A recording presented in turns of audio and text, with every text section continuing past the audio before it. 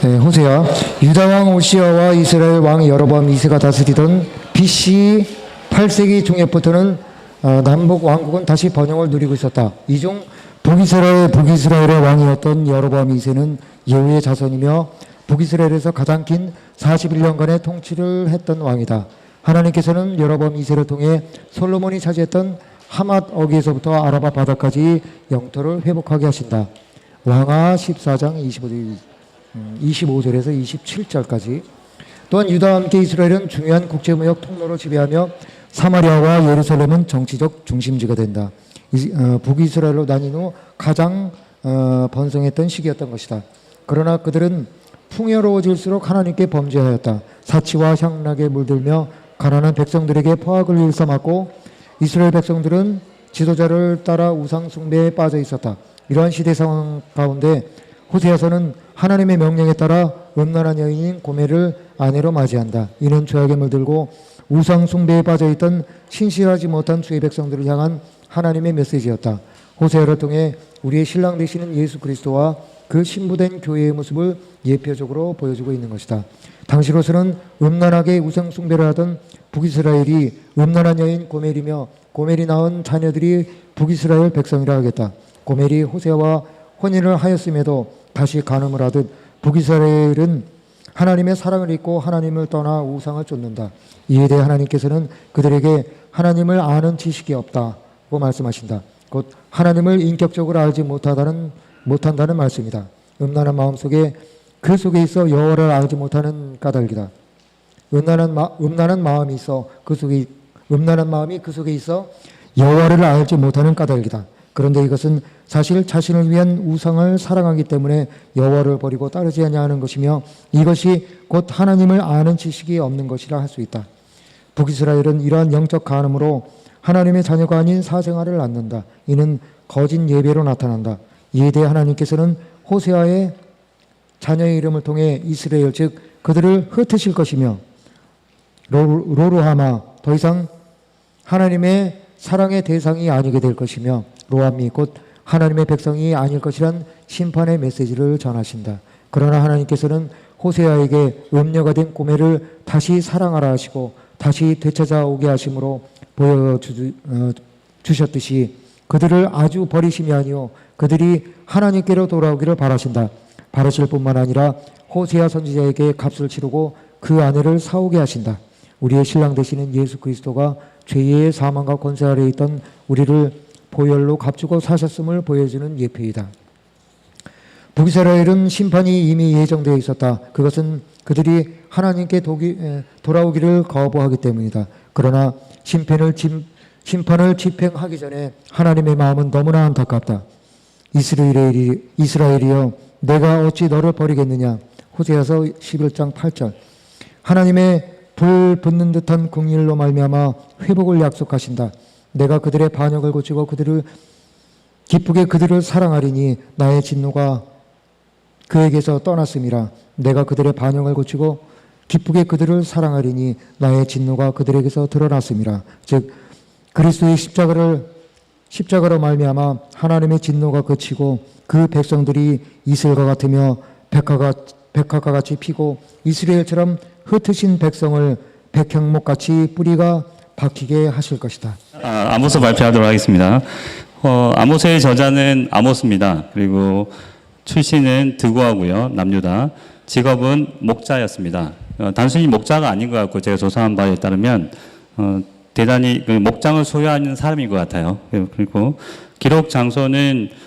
연대와 기록 장소는 BC 760년 첫 번째 보면 지진 나기 2년 전이라고 되어 있으니까 지진 난 해가 역사학자들이 760년이라고 그럽니다. BC. 그러니까 762년부터 아마 활동을 했던 것 같습니다.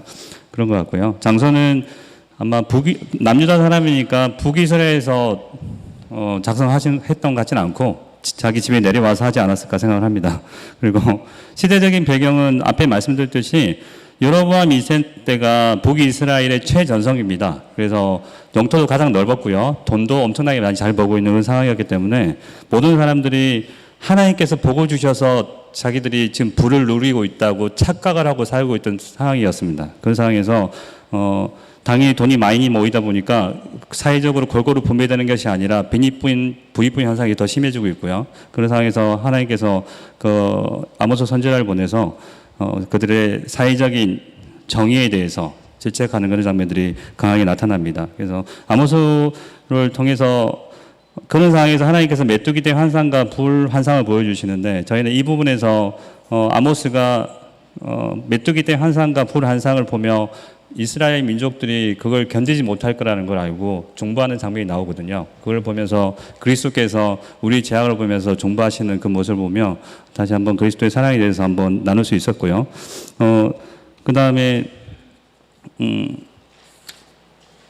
나중에 뒷부분에 보면 하나님께서 하나님의 경륜으로 하나님의 백성들을 어떻게 모으는지에 대해서 설명하는 부분도 또 나오더라고요. 저희가 볼 때. 9장 9절에 보면 채를 쳐서 돌은 채우고 하나님의 백성을 채를 쳐서 나중에 모은 다음에 그 날이 오면 내가 다윗의 무너진 장막을 일으키고 부서진 틈새를 막으며 무너져 내린 것을 다시 이렇게 세우시겠다고 말씀하셔서 이스라엘 온전한 회복을 위해서 이미 역사적으로 회복을 하셨던 536년에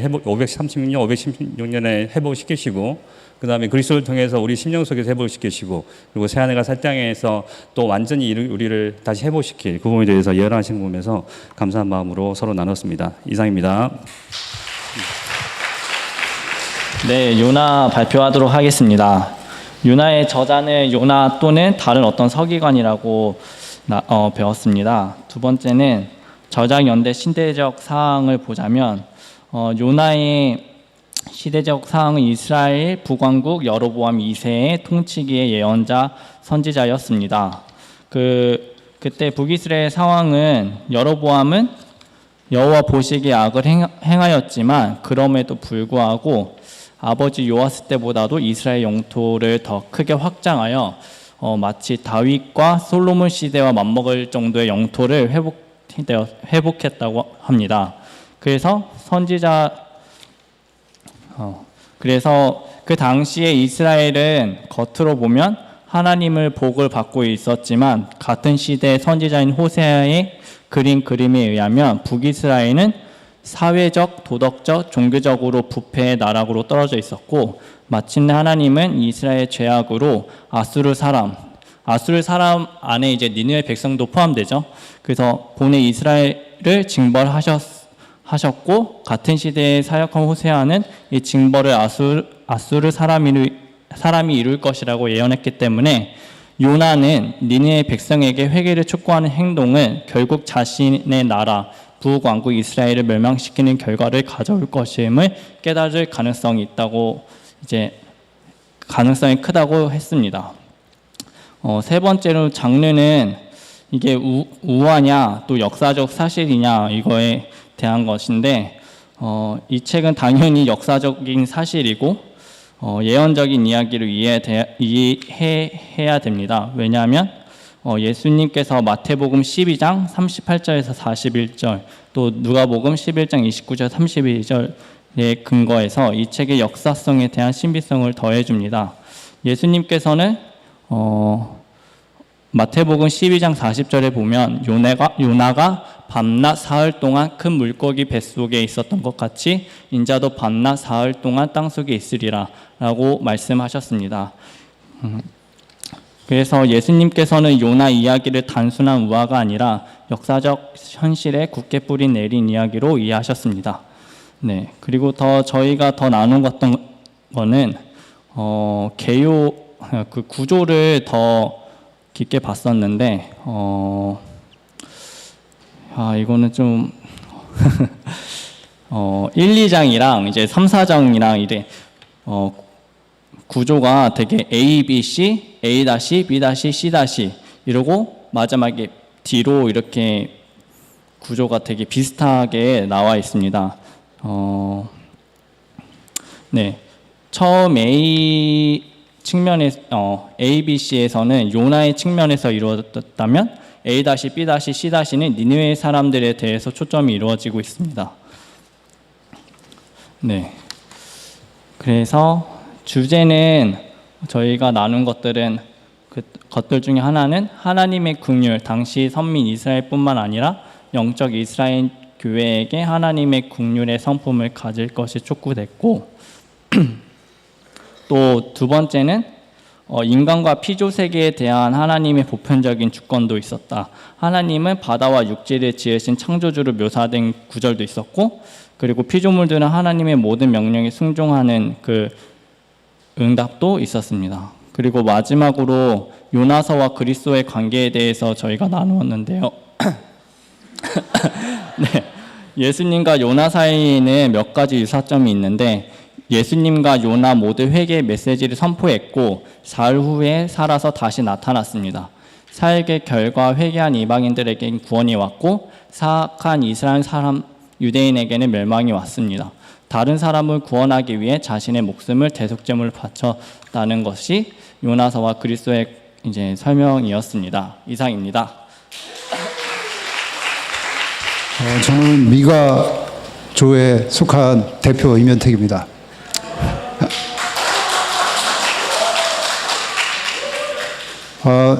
시간 관계상 그 전체를 다 소개할 수는 없고, 그 소두원들이 같이 공부하면서 이거 준비는 지영구 지사님이 준비하셨는데요. 준비하면서 그 좋은 것들, 마음에 와닿는 것들을 중심으로 잠깐 나누고자 합니다. 먼저 미가의 뜻이 무엇인지 아시는 분 계십니까? 네, 그러면 성경 미가서 7장 18절을 보시면 되겠습니다. 다시 한번 펴보시겠습니다. 네, 뭐 저는 강의하는 게 정리하는 게 아니라 같이 보자는 거니까요. 미가서 7장 18절. 네. 미가의 뜻은 18절 주와 같은 신이 어디 있으리까 이거고요. 더 보시면 주께서는 죄악과 그 기업에 남은 자의 허물을 사유하시며 인애를 기뻐하심으로 진노를 오래 품지 아니하시나이다. 그래서 19절 20절까지 보시면 이게 미가서의 어떻게 보면 결론이다라고 볼 수 있습니다. 하나님 너무 좋으신 분, 참 좋으신 분이다. 결론은 이렇게 한마디로 볼 수 있습니다. 그러면 이렇게 좋은 하나님과 관계를 어떻게 맺을 수 있을까? 그게 이제 미가서가 심판과 회복 용서를 주장하면서 우리한테 던지는 질문인데요. 누구한테 이런 주와 같은 신이 어디 있으리까? 이런 말을 누가 할 수 있을까요? 미가서 2장 12절을 한번 같이 보시겠습니다.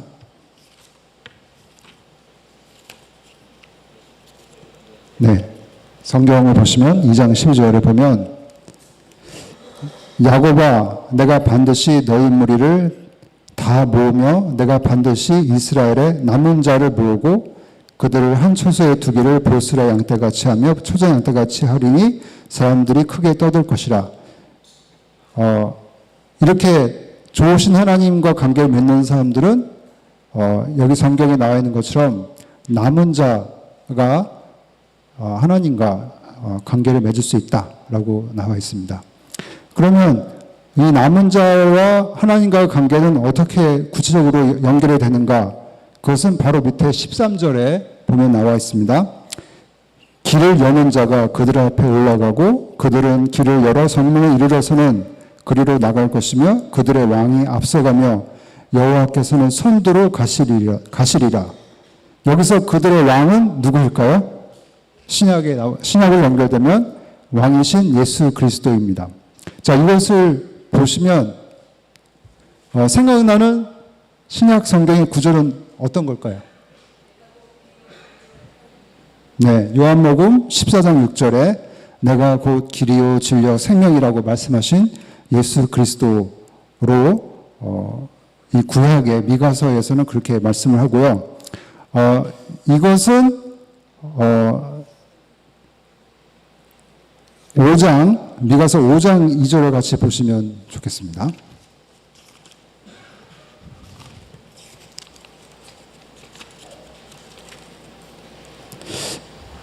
미가서 5장 2절에 보면은 다 같이 한번 읽어보시겠습니다. 베들레헴 에브라다야 너는 유다 족속 중에 작을지라도 이스라엘 다스릴 자가 내게로 나올 것이라. 그의 근본은 상고의 영원에 있느니라. 이분이 누구입니까? 네, 예수 그리스도입니다. 네.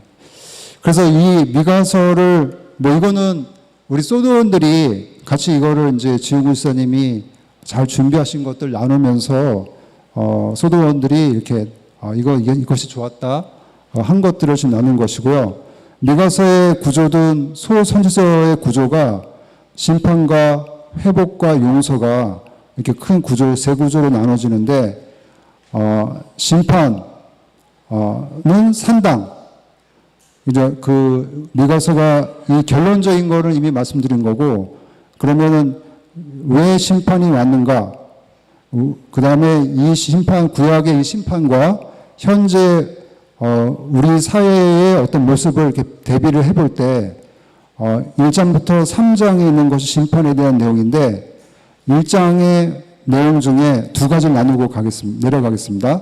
첫 번째 1장의 심판의 내용은 심판의 원인은 산당이었습니다.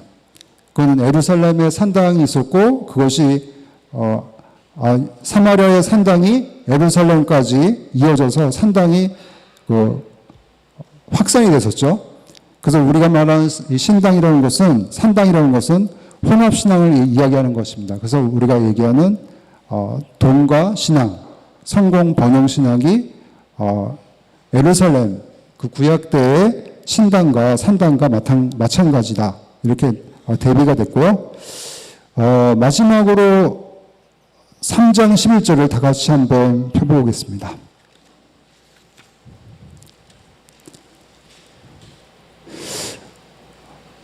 그 심판의 이유 중에 두 번째는 지도자들입니다. 그래서 3장 11절 같이 읽어보겠습니다. 그들의 우두머리들은 뇌물을 위하여 재판을 간하여 그들의 제사장은 삭슬을 위하여 교훈하며 그들의 선지자는 돈을 위하여 점을 치면서도 여호와를 의뢰하여 이르기를 여호와께서 우리 중에 계시지 아니하냐 재앙이 우리에게 임하지 아니하리라 하는도다. 예. 구약 미가서 당시에 백성들이 심판에 이르게 된 원인 중에 하나는 백성들 위에 있는 우두머리들, 왕 같은 재판관들, 제사장과 선지자들이 뇌물과 삭과 돈을 위해서 일을 했다는 것이죠. 그러나 우리의 왕, 그리스도 왕, 우리의 제사장 선지자는 삭슬을 위하지 않고 양을 위해서 자기 생명을 바치신 위대하신 그리스도입니다. 이것이 미가서를 잠시 살펴본 저희 소드의 발표 중심 내용이었습니다. 감사합니다.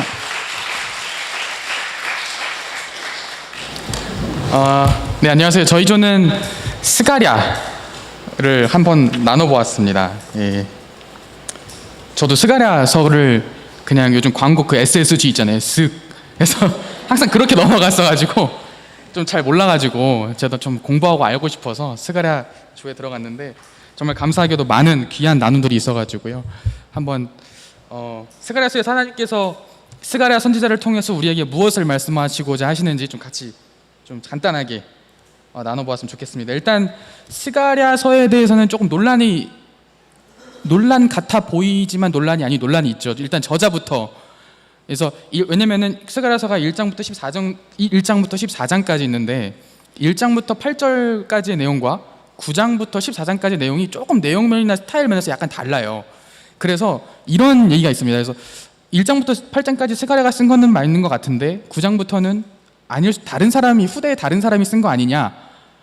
근데 이렇게 볼 수 있을 것 같습니다. 1장 그러니까 저희 조 그리고 저희가 결론부터 말씀드리면 스가랴서는 스가랴가 썼다. 근데 이제 그 반론에 의해서는 어떻게 반박할 수 있느냐? 1장부터 8장까지 스가랴가 쓴 건 맞고 9장부터 14장까지는 후대에 썼다라고 얘기하는데 그때도 스가랴 살아 있었거든요. 그럼 스가랴가 잠깐 멈췄다가 좀 있다가 나머지 것들을 기록했다라고 봐도 무방한 내용들입니다. 그래서 내용상의 어떤 좀 스타일의 차이가 있지만 그것이 틀린 게 아니고 오류가 아니고 스가랴서에서 저자는 스가랴다. 그 논란이 있음에도 불구하고 스가랴서는 스가랴가 썼다라고 하는 것을 우리가 견지하고 갔으면 좋겠습니다. 일단 스가랴서 같은 경우에는 1차 고레스 칙령 이후에 이제 다리오 2년에 이제 그러니까 고레스 칙령 이후에 포로가 이제 1차 포로가 돌아올 때 스룹바벨과 함께 스가랴가 돌아오거든요. 이 스가랴는 이제 제사장 가문입니다. 그래서 유명한 제사장 가문의 일원이었다고 하는데 이때 시대 배경이 어땠냐면 이 돌아와가지고 이때가 이제 바벨론에서 페르시아로 넘어가는 이제 시기였거든요. 그래서 유다 지방은 정말 그 페르시아 제국의 저 그냥 찌끄레기 저 구석이 있는 속국으로 전락해버리고 총독이 파견되어서 그때 총독이 이제 스룹바벨 다윗의 후손이죠. 스룹바벨이 파견되어서 이제 대리 통치를 하면서 이제 성전을 재건해 나가고 이런 상황인데 성전 재건을 해야 되는데 자꾸 누가 방해하고 막 이러는 상황이에요. 그래서 완전히 폐허가 된 그 이스라엘 지방에서 성전을 재건하는 게 굉장히 어려웠던 시기고 또 이 당시에 그러다 보니까 백성들이 어떤 의문을 품기 시작했냐면 하나님께서 신실하신 분이냐 우리를 구원하시겠다고 하셔가지고 우리를 돌려보내셨으면 나머지 과정도 잘 이끌어 가셔야 되는데 그러지 않은 상황이었던 거죠. 그래서 백성들이 지금 하나님에 대한 신실한 순종을 약간 좀 쓸데없는 것으로 간주하기 시작했습니다. 그래서 지금 성전 재건의 필요성과 그 다음에 이제 하나님은 자기 백성을 그럼에도 불구하고 신실함으로 인해서 복 주실 것이라고 하는 이 두 가지 내용이 스가랴서의 양대 산맥으로 지금 계속 진행이 되고 있습니다. 그래서 시대 배경이 그렇게 지금 진행이 이제 그런 배경을 가지고 있고요. 하지만 그런 배경 속에서도 스가랴 선지자는 하나님께서 성령을 통해서 스가랴 선지자에게 무엇을 얘기하라고 하시냐면 하나님께서 다 보고 계시다. 그래서 너희가 돌아오지 않으면 하나님께서 너희 조상들에게 하셨던 것처럼 그 신실함을 가지고 너희들을 신실하게 심판하실 것이다 라고 이제 1장 4절부터 이제 이야기를 하고 있습니다. 그래서 하나님께서 심판에 대한 것들이 강조가 되고 너희들이 돌아와야 된다. 그렇지 않으면 너희들이 심판받아서 멸망하게 될 것이다 라고 하는 것들이 있습니다. 하지만 또 반면에 이 소선지서의 맥을 뚫고 있는 한 가지의 분류가 있다고 하면 하나님께서 택하신 자와 택하지 않으신 자거든요. 그래서 하지만 그 와중에서도 하나님께서 택하신 자들에게는 돌아오는 자들, 택하신 자들에게는 영원한 안식, 그 평안, 조화, 번영을 약속을 하신다라고 하시는 게 이제 스가랴서의 내용에 나와 있습니다. 그래서 여러분들도 다 하시면서 보셨겠지만 선지서는 기본적으로 5가지 공통점이 통일적인 주제들이 같이 가죠. 처음에는 하나님께서 선지자를 통해서 말씀하셨다. 그래서 이게 선지자의 말이나 사람의 말이 아니고 하나님의 말씀이시다라고 하는 것들에 대한 권위를 먼저 얘기하고 그 다음에는 하나님께서 이스라엘 백성들을 언약 백성으로 택하셨다라고 하는 거죠. 그래서 이거는 이스라엘 백성이 뭐 잘해서 이뻐서가 아니고 하나님께서 주권적인 선택하심으로 선택하셨다라고 하는 겁니다. 그래서 우리의 어떤 공로나 그런 것들 때문이 아니고 하나님께서 선택하셨다라고 하는 언약 백성임을 하나님께서 강조하시고 그렇기 때문에 너희들이 하나님께 마땅히 순종해야 하는데 그렇지 못하고 있다. 너희들 죄 짓고 있다라고 하는 죄에 대한 선포. 그 다음에 그로 인한 하나님의 심판, 결과죠. 하지만 그럼에도 불구하고 하나님께서 택하신 자들에 대한 회복과 구원, 이 5가지 맥이 소선지서를 관통하고 있거든요. 그래서 이 모든 것들이 스가랴서에도 공통적으로 들어가 있고 그 다음에 이러한 시대 배경과 또 하나님 스가랴서를 통해서 하나님께서 하시고자 하는 심판의 메시지 또 회복의 메시지가 있는데 여기 이 말씀 잘 보시면 여러분들도 다 보셨겠지만 그리스도를 예표하는 것들이 스가랴서에 굉장히 많이 나와 있습니다. 특히 뒤에 써졌다라고 지금 예측이 되는 9장부터 보시면 그리스도를 예표하는 것들이 엄청나게 많이 나와 있거든요. 그래서 한번 같이 보시겠습니다. 스가랴 9장을 한번 보시겠습니다. 스가랴 9장 9절부터 한번 보실게요.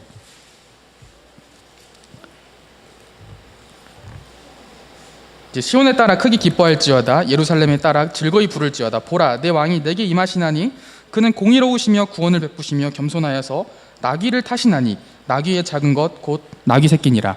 메시아가 오실 것에 대한 예표를 하는 것이죠. 그리고 그 다음에 그 메시아를 통해서 너희뿐만 아니라 온 열방이 구원을 얻을 것이다라고 하는 게 10절에 바로 그 다음 절에 이제 예언이 되어 있습니다. 그래서 내가 에브라임의 병거와 예루살렘의 말을 끊겠고 전쟁하는 활도 끊으리니 그가 이방 사람에게 허평을 전할 것이요 그의 통치는 바다에서 바다까지 이르고 유브라데 강에서 땅끝까지 이르리라. 이것이 성취되었기 때문에 지금 여러분과 제가 지금 이 자리에 있는 것이죠. 그래서 예수 그리스도가 굉장히 많이 예표되어 있습니다. 그래서 스가랴서 1장에서 8장까지는 주로 이제 환상, 스가랴 선지자가 본 환상들에 대해서 많이 이제 나와 있거든요. 이제 저희 주는 그 중에서도 3장을 중심적으로 봤어요. 모든 걸 다 하기에는 시간적으로 여유가 없을 것 같아서 3장을 봤는데, 이제 여호와의 천사 앞에 이제 여호수아가 딱 섭니다. 이제 스가랴가 본 환상이에요. 그리고 한편에는 또 사탄이 있죠. 근데 지금 봤더니 여호수아, 대제사장이라고 하는 여호수아가 좀 더러운 옷을 입고 있습니다. 하나님 앞에서. 그런데 하나님께서는 지금 이 장에서 뭐라고 하시냐면은 사탄의 입을 틀어 막으세요. 사탄이 지금 뭐라고 할 가능성이 있냐면, 하나님 보세요, 저 대제사장이라고 하는 저 여호수아가 옷이 저 누구보다도 순결해야 하고 깨끗해야 되는 제사장이 저러고 있는데, 저러고 저 사람을 구원해야 됩니다라고 하는 지금 공격이 있을 수가 있거든요. 근데 하나님께서는 지금 그 입을 틀어 막으십니다. 뭐라고 하시냐면, 사탄에게 이르시되 사탄아, 여호와께서 너를 책망하노라. 예루살렘을 택한 여호와께서 너를 책망하노라. 이는 불에서 꺼낸 그슬린 나무가 아니냐, 이렇게 말씀하시는 거예요. 그러니까 지금 이스라엘 백성들은 내가 내 주권으로 택한 언약 백성이다라고 하는 걸 강조하시는 거죠. 그러면서 이들은 지금 불 속에서 내가 건져낸 지금 그 숯불과 같다라고 말씀하시는 겁니다. 그래서 뭐 하나님께서 계속 이렇게 말씀하시고 시간이 없는데 뭐 죄악을 다 제거해 버리십니다. 근데 이제 3장 끝에 가 보시면요, 8절, 대제사장 여호수아야, 너와 내 앞에 앉은 내 동료들은 내 말을 들을 것이니라. 이들은 예표의 사람들이라. 내가 내 종 싹을 나게 하리라. 그 싹을 통해서 이스라엘 백성, 그 다윗의 후손, 그 씨를 통해서 하나님께서 이 땅의 죄악을 하루에 제거한다고 하십니다. 저희들은 이거 나누면서 어떤 걸 떠올렸냐면, 예수 그리스도께서 십자가에 못 박혀서 죽으시던 그날 하루, 그날을 떠올렸습니다. 그래서 예수 그리스도의 십자가 사건을 떠올렸고, 또 그것으로 인해서 온 열방이 예수 그리스도를 통해서 구원을 얻고 하나님과 화평을 이룬다라는 하는 것들을 나눴습니다. 그래서 10절에 보시면 이제 그 모습이 나타나 있는 거예요. 예수 그리스도를 통해서 구원받은 하나님의 택한 백성들이 어떤 모습을 이루고 있는지 나타난 건데, 만군의 여호와가 말하노라. 그날에 너희가 각각 포도나무와 무화과 나무 아래로 서로 초대하리라 하셨느니라. 이게 무슨 말인지 몰라서 이건 제가 좀 개인적으로 조사를 해봤는데, 열왕기상 5장 24절, 4장 25절인가요? 4장 25절 말씀인데, 보시면 제가 읽겠습니다. 솔로몬이 사는 동안에 유다와 이스라엘이 단에서부터 브엘사바까지 이르기까지 각기 포도나무 아래와 무화과 나무 아래에서 평안히 살았더라. 지금 이 솔로몬이 통치했던 이스라엘 백성들이 겪었던 가장 부국강병했던 시기, 이 태평성대 했던 시기를 지금 그 시대처럼 하나님께서 이스라엘 백성들을, 택하신 자들을 회복시키고 구원하시겠다라고 하는 것이죠. 그래서 스가랴서에는 이뿐만 아니라 한 이제 67군데, 그러니까 신약 성경에서 스가랴서를 이제 인용을 많이 했는데요. 이제 67번 대략 그렇게 인용을 많이 한다고 합니다. 그래서 그런 것들을 다 나열하기 힘들 것 같고요. 그래서 뭐 나머지 이제 저희가 나눠야 될 건 다 나눈 것 같고, 근데 마지막에 이제 저희가 이걸 어떻게 저희 삶에 적용을 했는지도 같이 나눴거든요. 그래서 스가랴서 4장 6절을 보시면, 그가 내게 대답하여 이르되 여호와께서 스룹바벨에게 하신 말씀이 이러하니라. 만군의 여호와께서 말씀하시되 이는 힘으로 되지 아니하며 능력으로 되지 아니하고 오직 나의 영으로 되느니라. 지금 성전을 건축하는 이것이 이스라엘 백성들 너희들이 열심히 한다고 되는 게 아니고 너희들 능력으로 되는 게 아니라 하나님 내 여호와 하나님 내가 성령으로 이거를 하는 거다라고 하는 걸 지금 말씀하시는 거예요. 그래서 이것이 예수 그리스도 성전, 그리고 이것이 우리의 삶에 적용을 한다면 성전이 여러분 무엇이죠? 누가 거하시는 곳이죠? 하나님 예수 그리스도께서 거하시는 곳이 바로 성전이죠. 그래서 우리 개개인의 삶을 봤을 때 신자의 삶이 우리의 능력으로 우리의 능으로 사는 것이 아니고 오직 성령의 능력으로 말미암아 사는 것이다라고 하면서 제가 또 어디까지 한 단계 더 나가서 연결을 시켰냐면 히브리서 9장 14절입니다. 저희 그리스도 보혈교회 지체라면 반드시 알아야 되는 말씀 구절이죠. 한번 찾아보실게요. 히브리서 9장 14절, 요것만 이제 나누고 마치겠습니다. 제가 읽겠습니다. 하물며 영원하신 성령으로 말미암아 흠없는 자기를 하나님께 드린 그리스도의 피가 어찌 너희 양심을 죽은 행실에서 깨끗하게 하고 살아계신 하나님을 섬기게 하지 못하겠느냐. 예수님께서도 성령으로 말미암아 십자가 사건에서 그렇게 우리 죄를 대속하셨다는 거죠. 그리고 그 예수 그리스도를 믿는 우리 에게도 동일하게 성령께서 우리를 날마다 거룩하게 하시는 역사가 임한다고 하는 것입니다. 그래서 우리의 삶도 비록 살고 있는 시대는 스가랴 시대와 다르지만 그 시대에서 보여주신 하나님께서 우리에게 보여주시는 것들은 동일하다라고 하는 것들 저희가 좀 같이 나눠봤습니다. 감사합니다.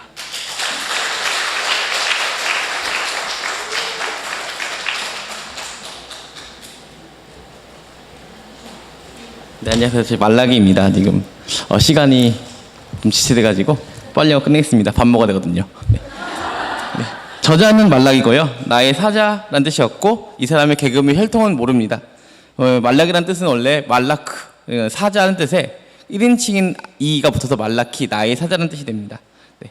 연대 및 배경은 네, 1장 7절 저희는 이제 주석 같은 거 안 보고 성경만 쭉 보면서 해가지고요. 네. 실제로는 430년이라고 하는데 기원전. 근데 그 전에 이제 쭉 보면은 1장 7절에 나의 재단하면서 재단의 완공 이후라는 걸 알게 됩니다. 그리고 네, 2장 14절에서 16절에서는 어린 서약과 믿음이 있는 어린 아내를 이혼하고 이방 여자를 결혼했다는 얘기가 나오고요. 3장 5절에 보면은 약자를 학대하고 점치는 자도 생기고 옷으로 학대를 안 막았다 했기 때문에 가정폭력적인 이야기까지 종교와 사회적인 제약이 있다는 사실을 통해서 에스라의 사후인 450년 이후라고 생각게 되었고요. 430년이라고 하죠. 그래서 세 번째로 이제 선지자의 주제 내용은 맨 처음에 시작을 내가 너희를 사랑했다라고 하는데 주께서 어찌 우리를 사랑했느냐라고 이제 얘기하는 걸 통해서 시작을 하고 그 뒤에 죄 이야기, 심판 이야기, 마지막에 4장에서는 구원과 회복에 대한 얘기가 나오면서 고속사적인 역사에 대한 얘기가 쭉 나오게 됩니다. 그래서 1장 8절에서는 흠 있는 것을 바치는 것에 대한 비판이 나오고 2장 12절에서는 우상 숭배에 대한 이야기, 그리고 3장 5절에서는 사회적 약자에 대해서 학대하는 것에 대한 비판, 3장 8절 10절까지는 11조에 대한 태도에 대한 비판이고요. 3장 13절 15절까지는 완악한 말로 여호와를 대적함에 대한 비판이 나오고요. 3장 16절부터 18절까지는 여호와를 경외하는 자들을 아낌에 대한 이야기들이 나오고 4장 2절에 대해서는 구원에 대해서 나오고 4장 5절 6절에서는 엘리야를 보낼 것이다 라는 이야기가 나옵니다. 그래서 이제 엘리야에 대해 나오는 게 이제 요한 저기 너무 세례 요한에 대해서 나오고 엘리야에 대한 얘기가 나오죠. 그래서 문체 형식에 대해서는 6번에 걸쳐서 하나님이 지적을 하고 내가 너희를 어떻게 했다 이런 식으로 얘기하고 다음에 백성들이 주께서 어찌 그렇게 했습니까? 라고 이제 화내는 장면들이 나와요. 이게 총 6번 나오면서 대항 및 반항하는 게 나오고요. 근데 이게 로마서 1장 32절 보면은 이걸 비판받는 죄악으로 얘기하거든요. 로마서 1장 32절 보면은 뒤쪽이긴 한데 하나님께서 정하심을 알고도 자기들만 행할 뿐만 아니라 또 그러한 일 행한 자들 옳다 한다고 하면서 이 비판 이러한 일을 행하는 자를 사형에 처한다 이렇게 나오는데요. 앞에서는요. 그래서 이건 좀 죄악이라고 되어 있습니다. 그래서 구약과 여기 나온 내용 중에서 신약에 대해서 이제 어떻게 연동이 되는가, 그리고 예수님께서는 말라기에서의 죄악을 어떻게 대처하셨는가에 대한 이야기를 하겠습니다. 이제 4장 2절에서는 내 이름을 경외하는 자라고 해서 내 이름을 경외하는 자는 뛰노는 외양간 송아지가 저기 외양간에 나와서 뛰노는 모습처럼 나오면서 외양간에 나온 송아지 같이 뛰리라라고 하면서 구원의 특징을 이야기하였고 3장 16절에서는 여호와 앞에 있는 기념책이라고 하는데요.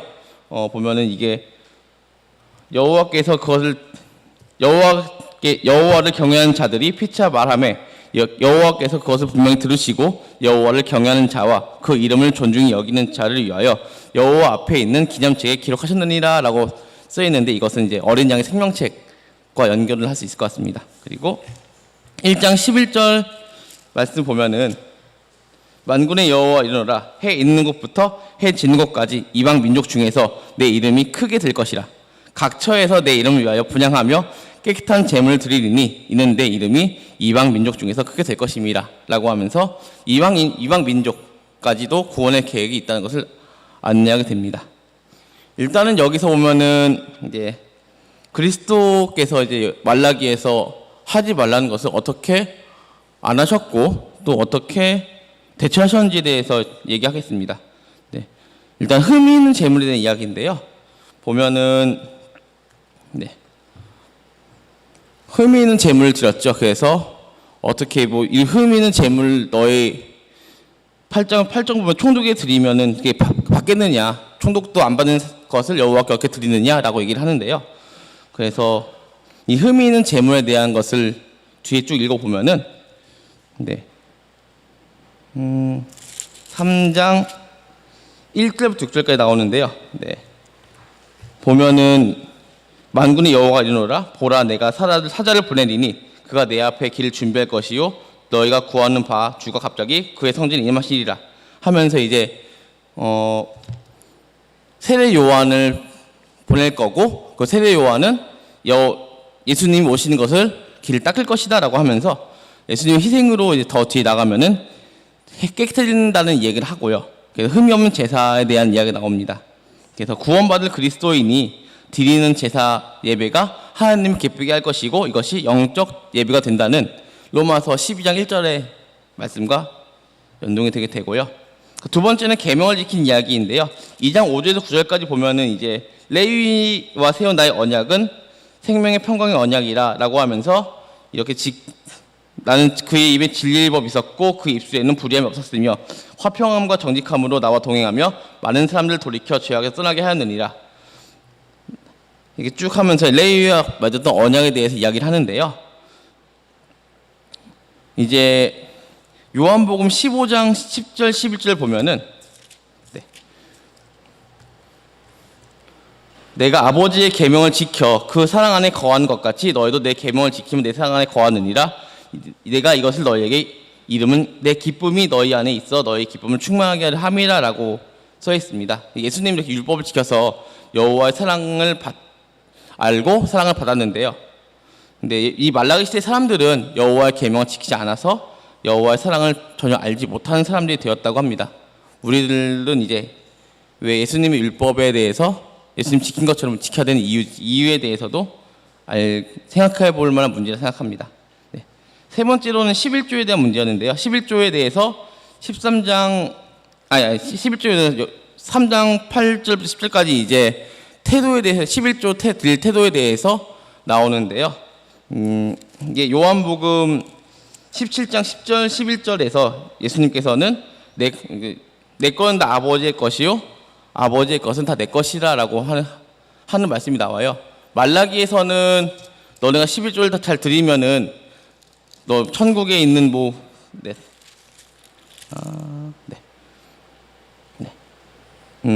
만군의 여호와 이르노라. 말라기 3장 10절입니다. 만군의 여호와가 이르노라 너희 온전한 11조를 창고에 들여 나의 집에 장식이 있게 하고 그것으로 나를 실험하여 하늘 문을 열고 너희에게 복을 쌀 곳이 없도록 붙지 아니하나 보라라고 하면서 복이 많이 있을 것이다 얘기하는데 그 복이 보면은 요한복음을 보면은 요한복음 17장 10절부터 14절까지 보면은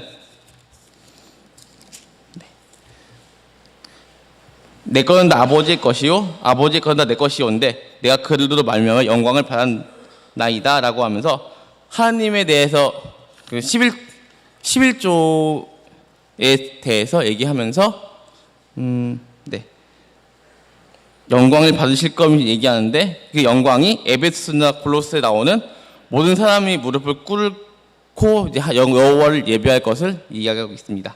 마지막으로 완악하고 폐역하게 반응을 하는데요. 6번에 대해서 예수님께서는 이제 겟세마네 동산에서 마지막 기도하실 때 내 원대로 하지 마옵시고 하나님 원대로 하옵소서라고 하면서 하나님의 뜻을 존중하는 그런 자세를 보이게 됩니다. 이상입니다.